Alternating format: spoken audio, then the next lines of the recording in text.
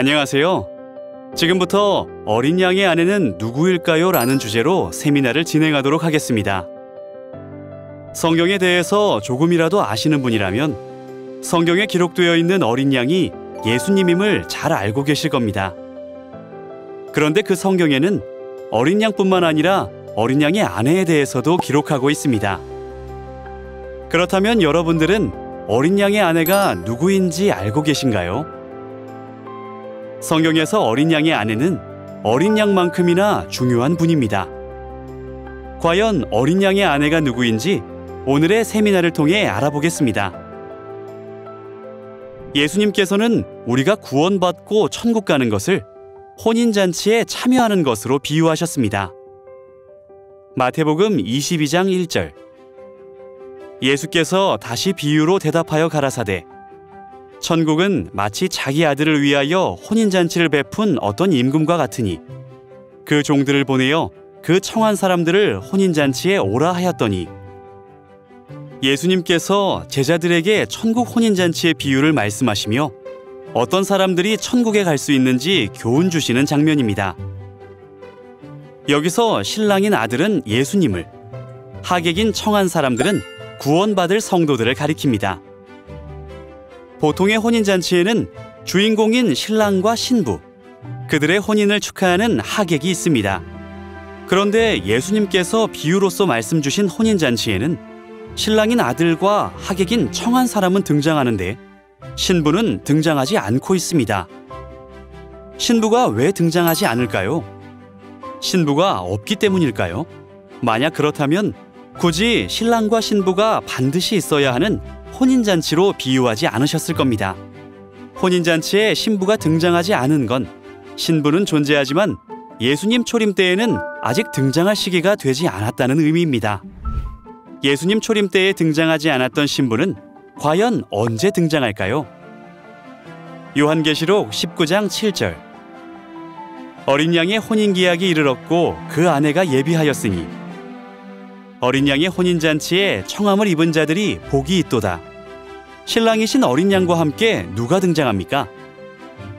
혼인기약이 이르렀고 드디어 초림 때에 등장하지 않았던 어린 양의 아내가 혼인잔치에 등장하고 있습니다. 여기서 신랑이신 어린 양은 예수님입니다. 요한복음 1장 29절. 예수께서 자기에게 나아오심을 보고 가로되 하나님의 어린 양이로다. 그런데 요한계시록에 기록된 어린 양은 초림 예수님이 아닌 재림 예수님을 의미합니다. 왜냐하면 아내와 함께 등장하기 때문입니다. 예수님 재림 때에는 신랑과 하객뿐만 아니라 초림 때 등장하지 않았던 신부까지 등장합니다. 그렇다면 어린 양과 함께 등장하는 어린 양의 아내는 누구일까요? 요한계시록 21장 9절. 내가 신부 곧 어린 양의 아내를 내게 보이리라. 하늘에서 내려오는 거룩한 성 예루살렘을 보이니.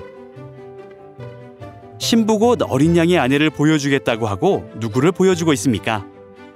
하늘에서 내려오는 예루살렘입니다. 그러므로 신부 곧 어린 양의 아내는 하늘 예루살렘입니다.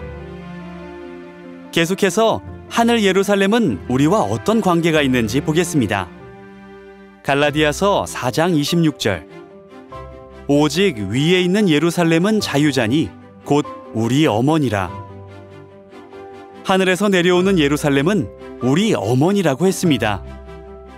그러므로 어린 양의 아내는 하늘 예루살렘, 곧 우리 어머니입니다. 이처럼 천국 혼인잔치의 신랑은 어린 양이신 아버지 하나님이며 신부는 어린 양의 아내이신 어머니 하나님입니다. 그리고 우리는 그 혼인잔치에 청함을 받은 하객으로 비유되어 있습니다. 성경에서는 천국 혼인잔치에 청함을 입은 자들이 받게 될 축복에 대해 기록되어 있습니다. 요한계시록 22장 17절. 성령과 신부가 말씀하시기를 오라 하시는도다. 듣는 자도 오라 할 것이요 목마른 자도 올 것이요 또 원하는 자는 값없이 생명수를 받으라 하시더라. 어린 양과 어린 양의 아내를 여기서는 성령과 신부라 하였습니다. 이 말씀도 마지막 때 성령이신 아버지 하나님과 함께 신부이신 어머니 하나님께서 등장하신다는 예언입니다.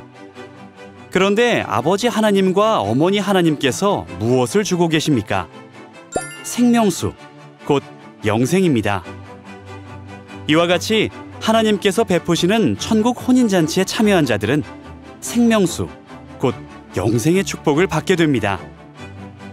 그렇다면 어떻게 생명수, 곧 영생을 받을 수 있을까요? 요한복음 6장 53절. 인자의 살을 먹지 아니하고 인자의 피를 마시지 아니하면 너희 속에 생명이 없느니라. 내 살을 먹고 내 피를 마시는 자는 영생을 가졌고, 2000년 전 예수님께서는 영생을 얻을 수 있는 방법이 내 살을 먹고 내 피를 마시는 것이라고 알려주셨습니다. 예수님의 살과 피를 어떻게 먹고 마실 수 있을까요? 누가복음 22장 15절. 너희와 함께 이 유월절 먹기를 원하고 원하였노라. 또 떡을 가져 살해하시고 이것은 너희를 위하여 주는 내 몸이라. 이 잔은 내 피로 세우는 새 언약이니 곧 너희를 위하여 붓는 것이라. 이 장면은 예수님께서 십자가 고난받기 전날 밤 당신의 제자들과 함께 유월절의 절기를 지키는 장면입니다. 예수님께서는 유월절의 떡을 가리켜 예수님의 살이라 하셨고, 유월절의 포도주를 가리켜 예수님의 피라고 알려주셨습니다. 결국 우리는 하나님께서 알려주신 새 언약의 유월절을 지킴으로 예수님의 살과 피를 먹고 마셔 영생을 얻을 수 있습니다. 천국 혼인잔치에 청함을 입은 자들이 복이 있다 하신 이유는 그 자리에 참여한 자들에게 영생의 축복이 허락되기 때문입니다. 그 자리에 참여한다는 건 천국 혼인잔치의 신랑이신 아버지 하나님뿐만 아니라 신부이신 어머니 하나님도 알고 믿는다는 의미입니다. 오늘 세미나에 참여하신 모든 분들이 아버지 하나님과 어머니 하나님을 믿고 새 언약 유월절을 통해 생명수의 축복을 받으시길 바라며 오늘의 세미나를 마치겠습니다.